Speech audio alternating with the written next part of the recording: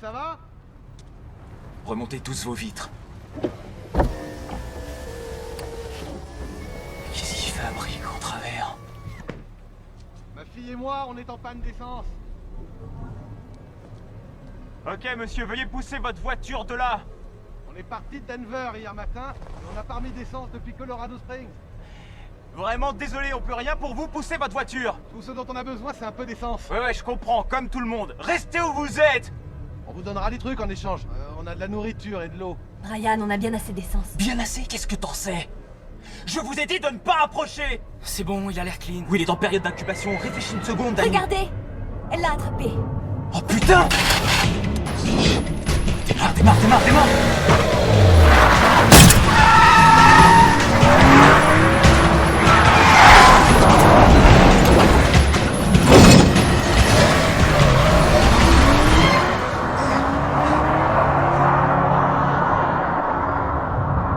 Ils vont mourir. Tout le monde meurt.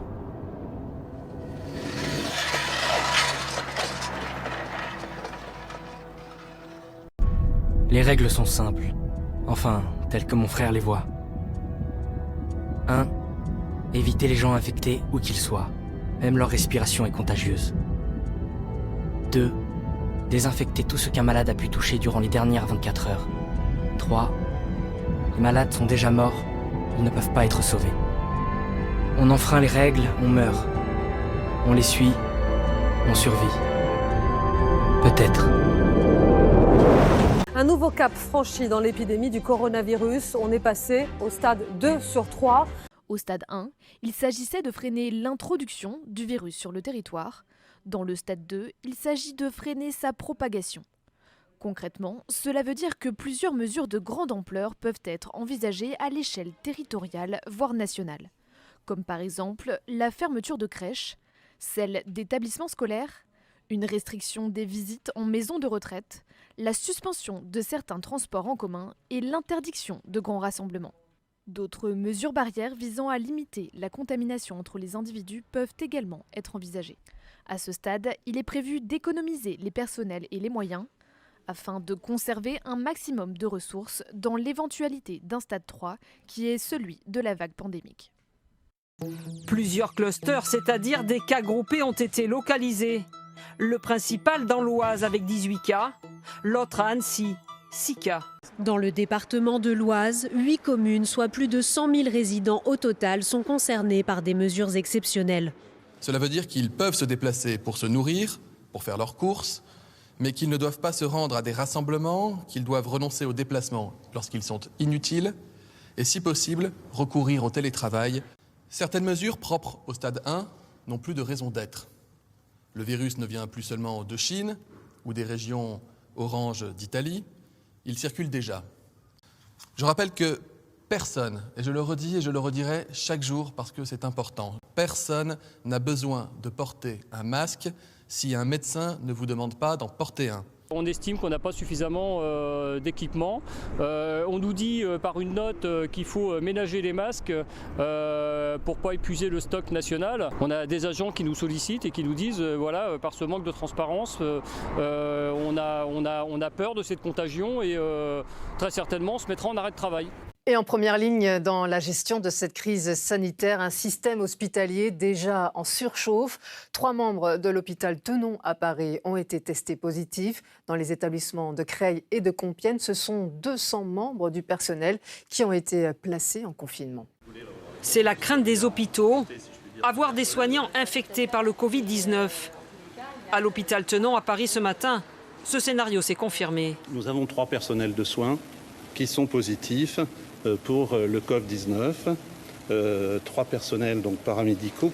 En plus, 56 soignants de cet hôpital ayant été en contact avec un cas grave de coronavirus ont été placés en quatorzaine à leur domicile. Preuve d'une situation sous tension, hier soir, des praticiens suspectés d'être infectés et placés en confinement ont été rappelés.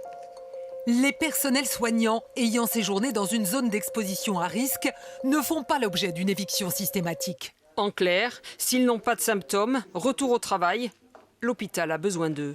Après avis du Haut Conseil de santé publique, l'éviction professionnelle des soignants n'est pas recommandée En termes bénéfice-risque, les soignants peuvent donc travailler en l'absence de symptômes et de fièvre. Déjà 85 000 cas de contamination du coronavirus dans le monde et 2800 morts. Le Covid-19 est-il plus dangereux que la grippe? L'an dernier, la grippe saisonnière a fait 650 000 morts dans le monde. Pourtant, le coronavirus est plus mortel, car il y a plus de décès par rapport à la population infectée. Le taux moyen de mortalité de la grippe saisonnière est de 0,3%. Celui du Covid-19, 2,3% pour l'instant. On compte désormais 100 cas de coronavirus au niveau national. 9 personnes sont dans un état grave. Les mesures s'intensifient. Tous les rassemblements de plus de 5000 personnes sont annulés. Le salon de l'agriculture plie bagage. 26 000 élèves touchés par des fermetures d'écoles. Mais en phase 3, la vie du pays devra continuer. Et notre pays gérera l'épidémie comme un grand pays avec un système de santé efficace. L'annulation jusqu'à nouvel ordre en France de tous les rassemblements de plus de 5000 personnes en milieu confiné. C'est la principale mesure annoncée cet après-midi par le ministre de la Santé pour freiner la propagation du coronavirus, alors que le bilan officiel vient de passer à 100 cas recensés en France. Conséquence directe de ce plan, le salon de l'agriculture fermera définitivement ses portes ce soir avec 24 heures d'avance. Le match PSG-Dijon était lui maintenu cet après-midi au Parc des Princes. Enceinte semi-ouverte, capacité de 50 000 personnes. L'explication la plus fréquente de la part des supporters, la voici. C'est une histoire d'argent et il y a de l'argent dans le foot, on n'abandonne pas comme ça. L'Italie a dépassé aujourd'hui le seuil des 1000 cas avec très exactement 1128 personnes testées positives au virus.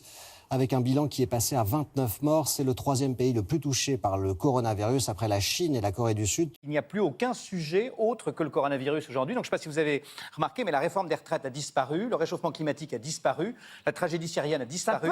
Le gouvernement passe en force. Édouard Philippe a annoncé le recours à l'article 49.3 de la Constitution pour faire adopter sans vote le projet de loi de réforme des retraites.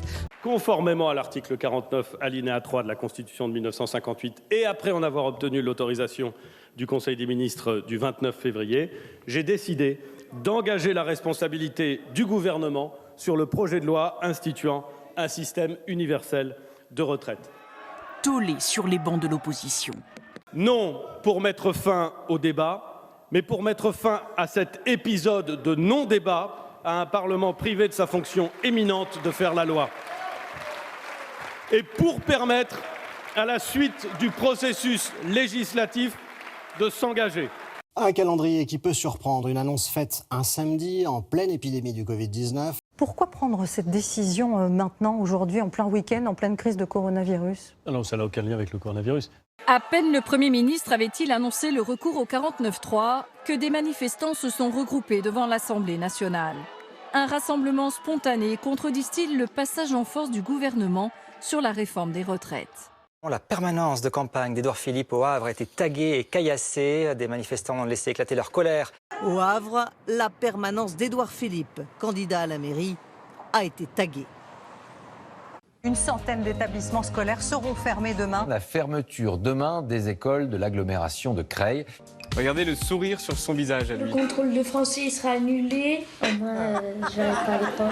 Regardez comme son visage s'est illuminé. Dimanche, jour de marché à Crépy-en-Valois, jusqu'à 9h et l'arrivée toutes sirènes hurlantes de la gendarmerie. Mesdames, Messieurs, votre attention s'il vous plaît. Ici la gendarmerie nationale. Je vous demande, s'il vous plaît, de quitter les lieux dans le calme, de rentrer chez vous, s'il vous plaît.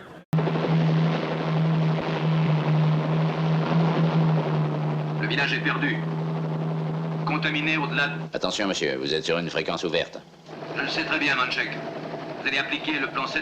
Il n'y a que le président... Justement, faites le nécessaire. Il faut immédiatement neutraliser le village. Les grandes surfaces, ils ont le droit de travailler. Le monsieur, il est au marché, il n'a pas le droit de travailler. Il n'y a pas un souci. Je pense qu'il va brasser quand même beaucoup moins de clientèle que la grande surface. Car juste à côté, la grande surface, elle, fonctionne en effet tout à fait normalement. Les gens, ils viennent, ils remplissent des caddies et ils repartent. Là, il n'y a plus rien du tout. Même les caissières, ils sont inquiets. Ils ont peur qu'il n'y ait plus rien, que les magasins ne soient pas ravitaillés. Donc ça va être la course contre la montagne. Depuis ce matin, les touristes qui cherchent à visiter le musée du Louvre trouvent porte close. Le personnel, inquiet de l'épidémie de Covid-19, a voté un droit de retrait. Le Sun Princess vient d'accoster sur l'île de la Réunion. Des centaines de touristes sont déjà en excursion, mais ceux-là ne pourront pas quitter la zone portuaire. Bloqués par une trentaine d'habitants inquiets qu'il puisse y avoir des cas de coronavirus, pour certains, jusqu'à devenir irrationnels. Il y a une école à 200 mètres. S'il y a un coronavirus, tout le port, tous les enfants sont morts. Et puis un changement de stratégie, le virus circulant désormais sur le territoire, il n'est plus nécessaire de confiner les personnes qui reviennent des zones exposées. Notamment les élèves de retour de Lombardie et de Vénétie vont donc pouvoir retourner à l'école.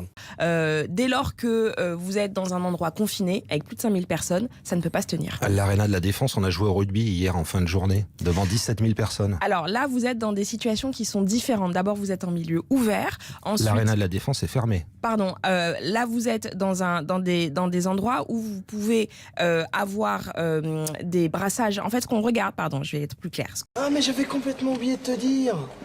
Ferme ta gueule. Le point sur l'épidémie à l'échelle de la planète. Maintenant, le pays le plus touché après la Chine demeure la Corée du Sud avec 586 cas supplémentaires en 24 heures. Au total, ce 1er mars, plus de 60 pays sont touchés, plus de 87 000 cas recensés et 3 300 morts. En Chine, ce villageois est carrément attaché à un poteau parce qu'il refuse de porter un masque. Il est puni, sermonné par un agent officiel de santé. Pour lui, la Terre ne serait pas ronde, ne tournerait pas autour du Soleil ni sur son axe. Si la Terre est un globe, il y a des gens qui se retrouvent la tête en bas. Comment des gens peuvent-ils vivre la tête en bas? Parce qu'il y a la gravité.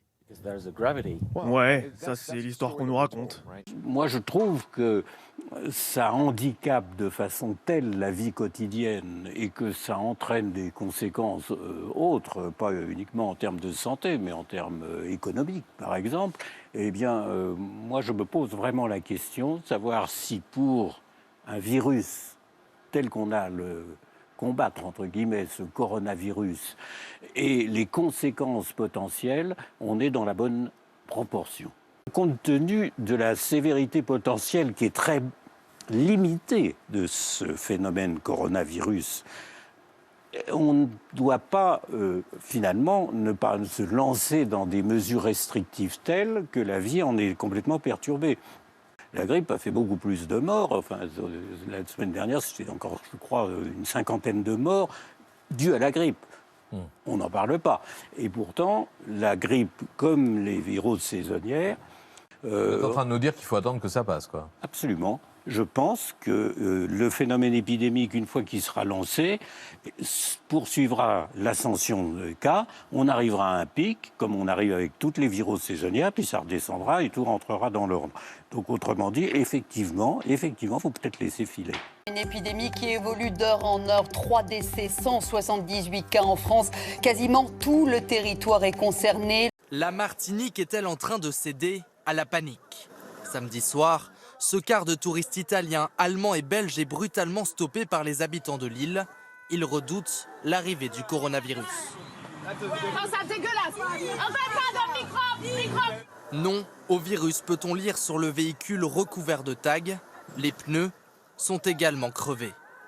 Les touristes seront finalement évacués sous une importante escorte policière.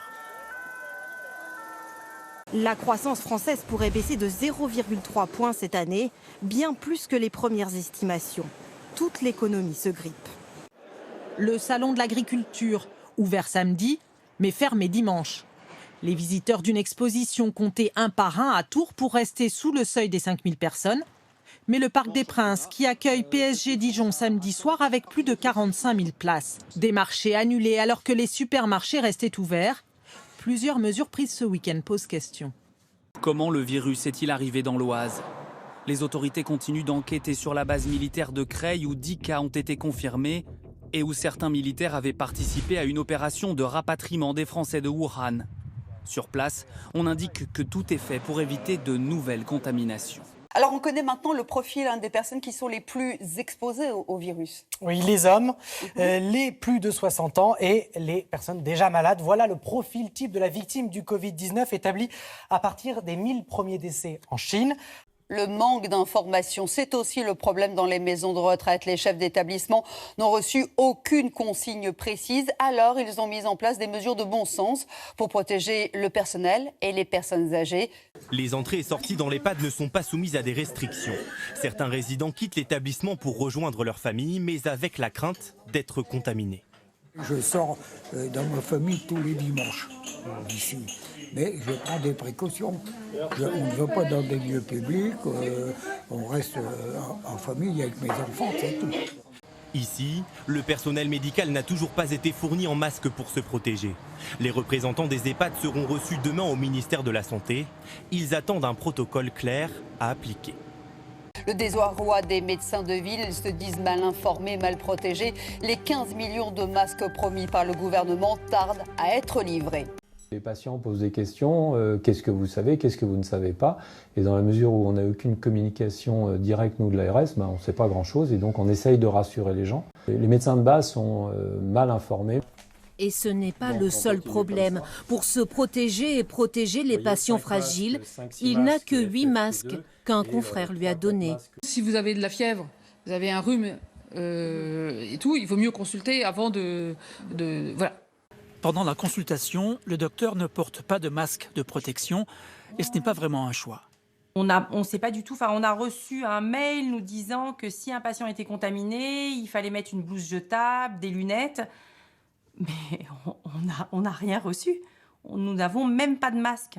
Je pense que je tiendrai une semaine et pas plus au niveau de cette protection-là. Ouais. Qu'est-ce que vous faites après si vous n'avez pas de masque ? On a les consignes de mettre 2 masques chirurgicaux l'un sur l'autre. Je ne pense pas que ce soit aussi efficace qu'un masque FFP2. Le cabinet de généralistes espère, en lien avec l'Agence régionale de santé, pouvoir disposer du matériel nécessaire dans la semaine. Information coronavirus. Pour vous protéger et protéger les autres du coronavirus, adoptez ces gestes simples. Lavez-vous très régulièrement les mains ou utilisez une solution hydroalcoolique. Toussez ou éternuez dans votre coude ou dans un mouchoir. Utilisez des mouchoirs à usage unique, puis jetez-les. Saluez sans serrer la main et évitez les embrassades. La musique et les parapluies au loin. Pas de doute, le carnaval est bien là. Coronavirus ou pas, la bande de Malo n'a pas dérogé à la tradition, y compris celle des Eutsch, les bisous que l'on s'échange sans modération. Le coronavirus, il est très loin de Dunkerque aujourd'hui. Très loin de chez nous. La Corona, nous, on la boit. Coronavirus oblige, il faut éviter de se serrer la main. Alors les Chinois ont trouvé un nouveau moyen de se saluer. En se tapant les pieds, on réduit les risques de transmission du virus. Petite humiliation publique infligée à Angela Merkel.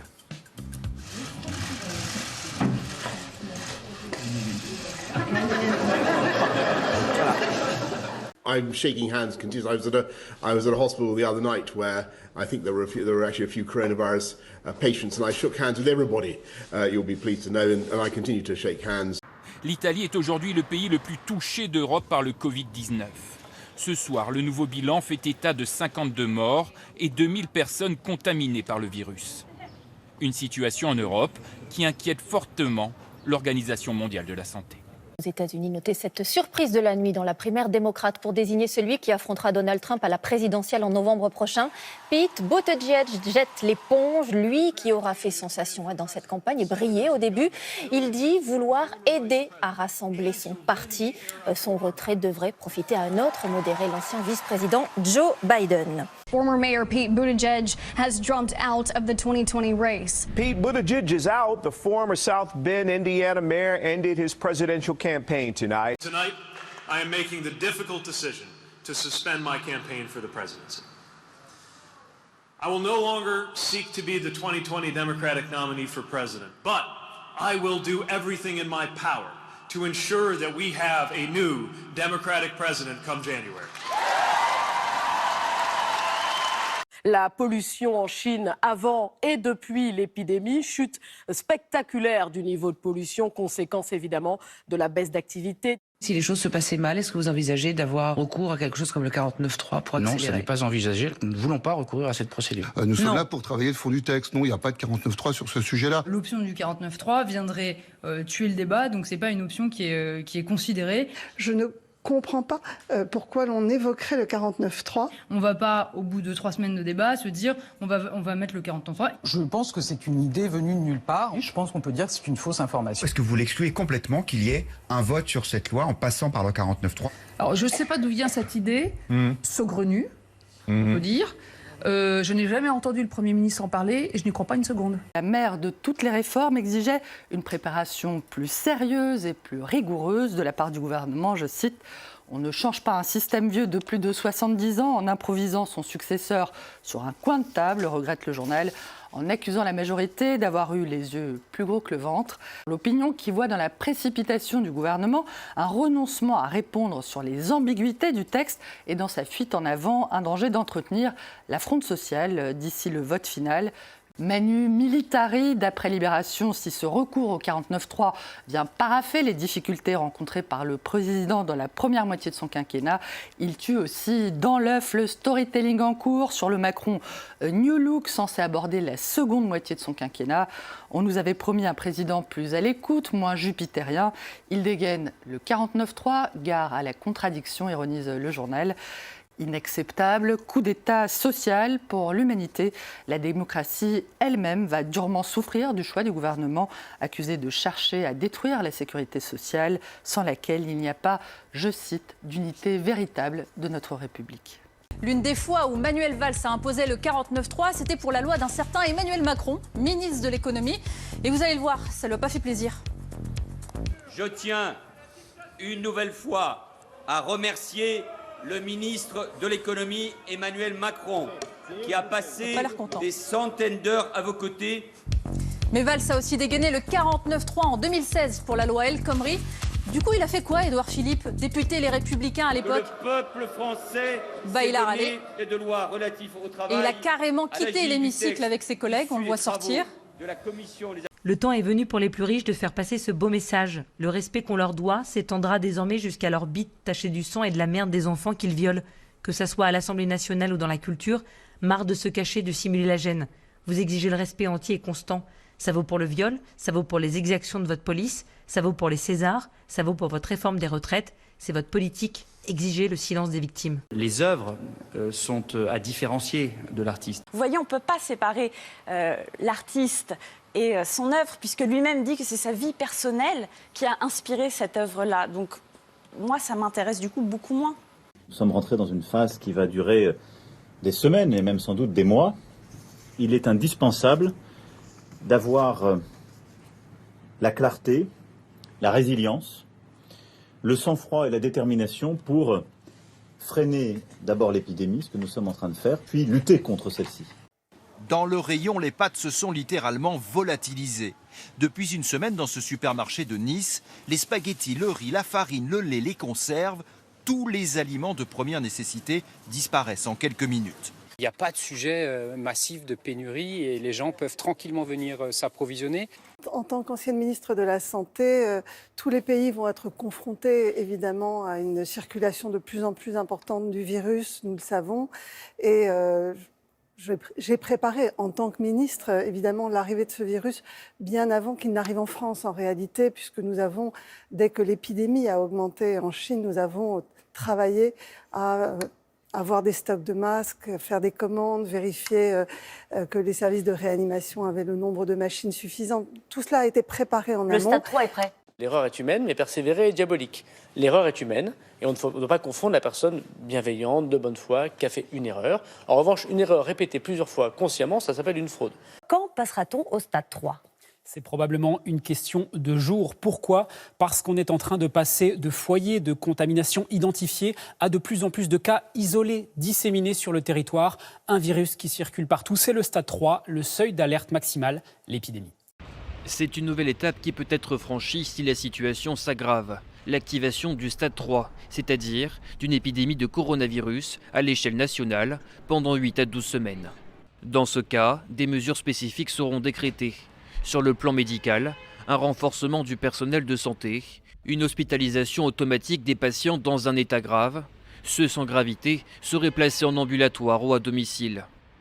Du côté des services publics, les crèches et les écoles devront être fermées et les transports en commun seront affectés, avec d'éventuelles fermetures de gares et suspensions de trafic. Les activités collectives devront être aussi limitées, avec l'interdiction des rassemblements de plus de 5000 personnes en milieu confiné. Quelles seraient les conditions qui feraient que toutes les écoles seraient fermées ? S'il devait y avoir l'épidémie générale, on serait de toute façon dans une phase 3 dans laquelle la doctrine ne serait pas de tout fermer. Donc il peut très bien y avoir un stade élevé. Donc le stade 3 qui est le stade ultime oui. du plan qui a été préparé il y a quelques années pour se faire face à cette épidémie ne prévoit pas la fermeture totale des écoles. Non, vous pouvez très bien être dans une phase intense de l'étape 2 où vous avez beaucoup d'endroits, beaucoup de clusters, beaucoup d'endroits fermés. Mais vous n'avez pas l'hypothèse où vous avez tout fermé. Ça ne se produira pas. Ça veut dire que ça n'est pas sur la table, clairement. Ça n'est pas sur la table parce que ça n'aurait pas de sens. À partir du moment où on est au stade réellement épidémique, c'est-à-dire où le virus circule pleinement, ça n'a pas de sens de confiner tout le monde chez soi, d'une certaine façon de paralyser le pays, ce qui serait contre-productif par rapport aux enjeux de soins, par rapport aux enjeux de fonctionnement du pays, pour justement lutter contre la maladie. Selon le Parisien, les militaires de l'Oise n'ont eu ni confinement ni test au retour de Chine. Vous étiez encore ministre de la Santé à ce moment-là. Est-ce que vous pensez qu'il y a eu du retard à l'allumage ? Non, ça n'a rien à voir. En réalité, la contamination dans l'Oise a été tracée. Donc c'est un civil, une enseignante, qui était amie avec une femme, je crois, militaire de la base. Donc c'est cette personne enseignante, civile, qui a contaminé la personne sur la base militaire. Alors on ne comprend pas toujours la logique, justement, des stratégies. Ça a, par exemple, évolué de façon assez spectaculaire en ce qui concerne les voyages scolaires. Si ma fille ou mon fils était revenu d'une zone infectée, Lombardie, Corée du Sud, Iran la semaine dernière, elle aurait été confinée pour 14 jours. Aujourd'hui, si c'était le cas, ça ne le serait pas. Et d'ailleurs, ceux qui étaient confinés hier ne le sont plus. On sait ces lettres, oui, tout à fait. Ils sont revenus à l'école. Alors, oui, on ne comprend pas, ils présentent les mêmes risques, monsieur le ministre. Votre question est évidemment très légitime et tout le monde se l'est posé. Moi, le premier, d'ailleurs, quand il y a eu l'évolution, mais c'est... là encore, sont des éléments qui sont déterminés par les autorités de santé pour répondre à des logiques des différents stades. Il faut qu'on s'habitue à ce côté évolutif et donc à ces réponses.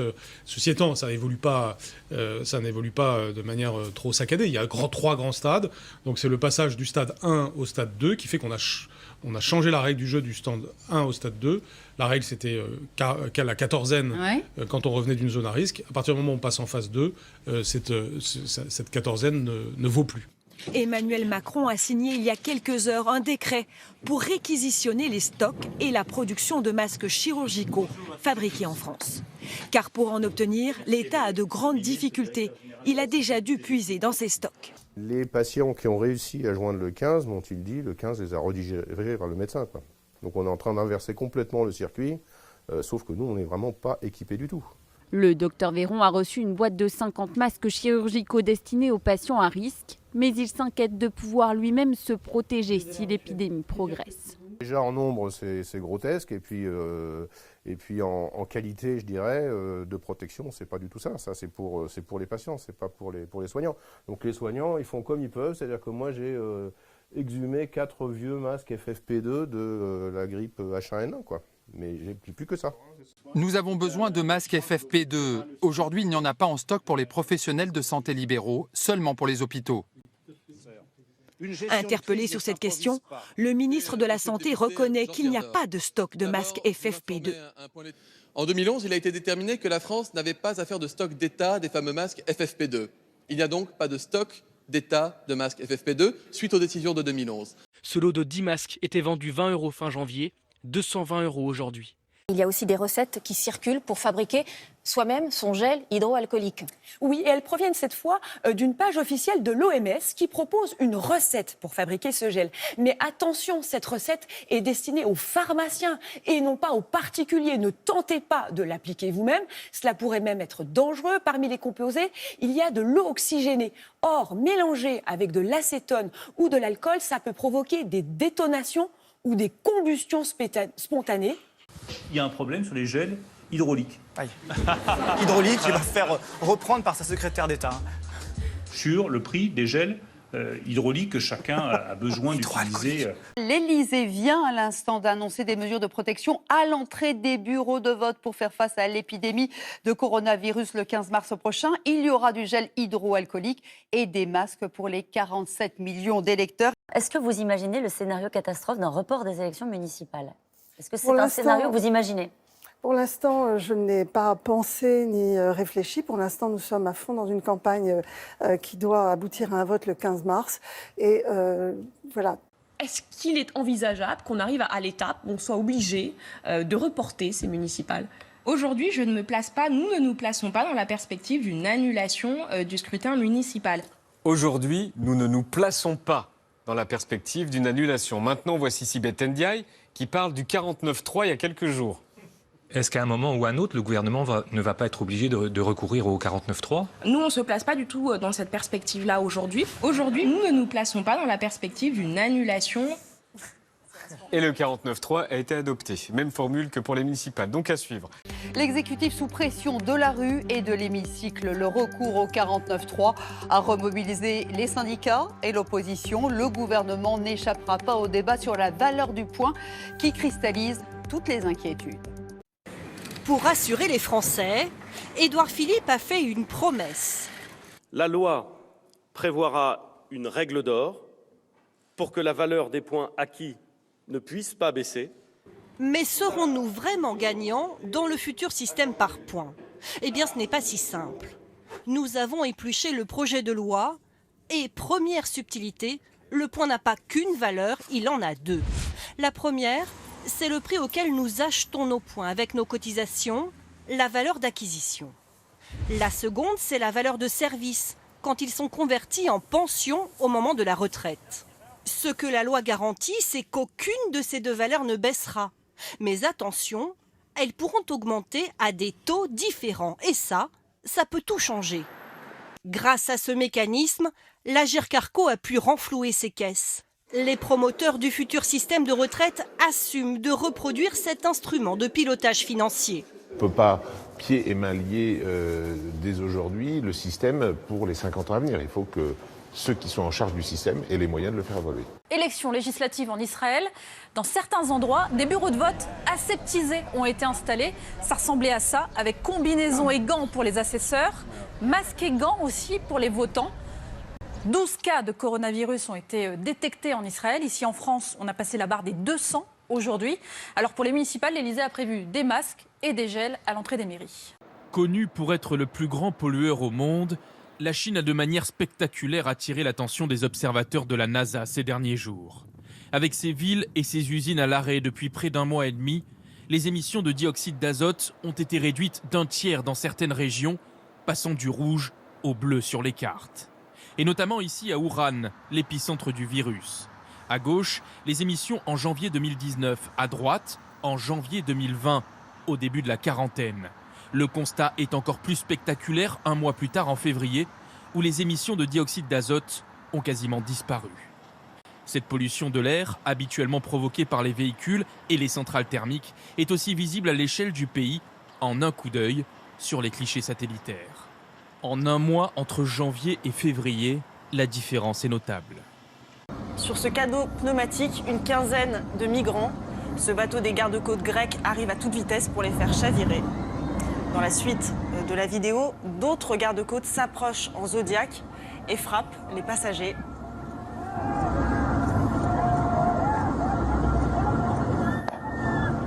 Puis celui-ci qui tente de les harponner à l'aide de perches utilisées pour les manœuvres de bateau. Et quelques minutes plus tard, regardez. Alors non, vous ne rêvez pas, ce garde-côte armé a dirigé ses tirs de sommation non pas vers le haut, mais dans la direction du pneumatique. Ça y est, Joe Biden est le principal adversaire de Bernie Sanders qui reste favori. Political history made on the eve of Super Tuesday. Moderate candidates coalescing around Joe Biden. Pete Buttigieg, Amy Klobuchar, and Beto O'Rourke all flew to Dallas tonight to endorse Joe Biden. I'm delighted to endorse and support Joe Biden for president. Thank you. If this comes down to a two-man race against Sanders, can he beat him? Today, I am ending my campaign and endorsing Joe Biden. It seems you're all rallying up against Sanders. En fait, la vérité, c'est qu'on soutient Joe, on se bat pour notre pays et ce soir, on a envoyé un signal très positif. You think he has a chance to beat Sanders? Thank you. Thank you very much. Yes, I think he does have. Oui, je pense qu'il peut battre Sanders. And I think. You take a solid flu vaccine, you don't think that would have an impact or much of an impact on corona? No.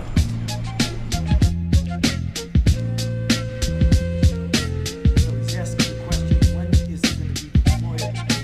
That is going to be... Get it done. We need it. We want it fast. Okay? Thank you. I don't know what the time will be. I don't think they know what the time will be. I've heard very quick numbers, a matter of months, and I've heard pretty much a year would be an outside number. Wouldn't you say, Doctor? Would that be about right? Is it realistic to think, really, that a vaccine could be ready? Well, you have the greatest companies in the world sitting around the table. I mean, Johnson & Johnson and Pfizer and all of the companies, Gilead. You have all of these great companies, and that's what they're saying. So I think that a vaccine that you make and start testing a year is not a vaccine that's deployable. So he's asking the question, when is it going to be deployable? And that is going to be at the earliest a year to a year and a half, no matter how fast you go. I mean, I like the sound of a couple of months better. But when you say June phase 1 initiation, right? In June, not a completed vaccine. Well, it'd be a vaccine that would be ready for testing in phase 1. But ready to use ready to use when, did you say? Ready to use. Vaccines have to be tested because there's precedent for vaccines to actually make diseases worse. And you really don't want to make it, you don't want to rush and treat 1 million people and find out you're making 900,000 of them worse. It's a good idea. So, yeah, so. I think they're so rich. I know the companies very well. Some of them are so rich, I think they can actually loan money to the federal government. They don't need money. They need time. I think what they need more than anything else. Je veux ce vaccin. Arrête. Où est-il? Qu'est-ce qu'il a? Il est devenu fou. Je suis pas l'idiot. Attendez, qu'est-ce que vous allez faire? Restez où vous êtes. Mais vous n'avez pas le droit. Mais non! Mais non! Ne bougez pas. Écoute, tu ne te rends pas compte de ce que tu vas faire. Je sais très bien ce que je fais.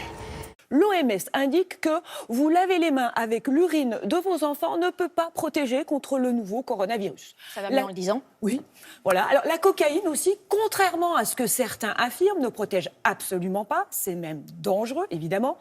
Vaporiser de l'alcool ou du chlore sur tout le corps ne tuera pas le virus. Et puis l'huile de sésame, l'ail ou les infusions de fenouil ne sont pas plus efficaces. BFM TV avec 12h15 de sujets et débats sur 17 heures d'antenne. Deuxième LCI avec 10h26. Troisième CNews, 9h13 de coronavirus et largement derrière. France Info, très factuel sur le sujet, se limite à seulement 6h52, soit 40% du temps d'antenne. Il ne faut pas céder à la panique. Il ne faut pas que le pays s'arrête. Il ne faut pas non plus dramatiser à outrance. Globalement, on va vivre une épidémie de virose respiratoire qui est comparable à ce qu'est la grippe. Mais d'une chaîne à l'autre, ça se contredit souvent. On a un virus qui a 10 fois plus, un taux de mortalité 10 fois plus important que la grippe. Le taux de mortalité, il est extrêmement faible. On est plutôt de l'ordre de taux de mortalité d'une grippe. Sur la même chaîne, 2 heures plus tard. C'est que cette comparaison à la grippe, en termes de santé publique, pardon, hein, mais c'est n'importe quoi. Moi, je me dis que même si j'attraperais le virus, j'en mourrais peut-être pas. Vous voyez que je vois la vie comme ça. L'apocalypse est pour le monde. L'apocalypse est pour le monde. L'apocalypse est pour le monde. Bientôt la fin du changement. Bientôt la fin du changement.